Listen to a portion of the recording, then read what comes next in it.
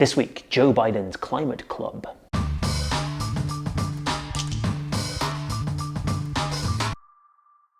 Welcome to this week's Climate Breakdown. Now, last week, the invites all went out to Joe Biden's big climate summit, which he has planned for the end of April, and which 40 leaders are going to attend to say how they're going to help him fight climate change. Now, there's various points to this summit, of course. The US is probably going to announce a new climate target for 2030, so that's a venue for Biden to show that off.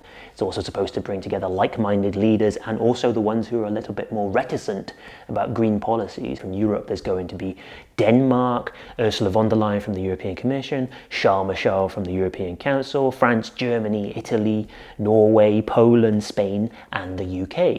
Now, for the EU, this is pretty much a make or break moment for its big climate credentials and its ambition for being at the top table when it comes to setting policies. The plan was to have the climate law, the big piece of legislation that underpins the Green Deal, ready and agreed by all the negotiators by the time this summit rolls around, so Ursula von der Leyen or whoever can turn up and show everyone, look, we've decided on a 2030 target and we've put our 2050 climate neutrality target into law. There's no going back now.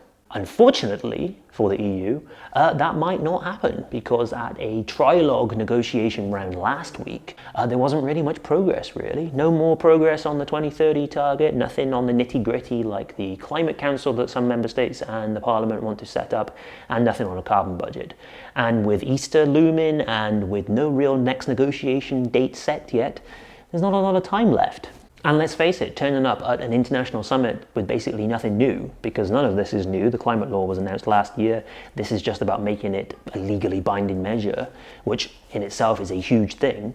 What's the EU going to bring to the table? Not a lot, really. And the EU has its own ambitions about being the one to convey this climate club between people, so it doesn't have to launch things like a carbon border tax that will upset people unilaterally. But Biden's now going to be in the driving seat. As expected, he is the president of the United States, after all. Thank you for tuning in to another Climate Breakdown. I'll be back next week probably with another one. Tune in then, retweet, subscribe, send to your friends, and until then, ciao for now.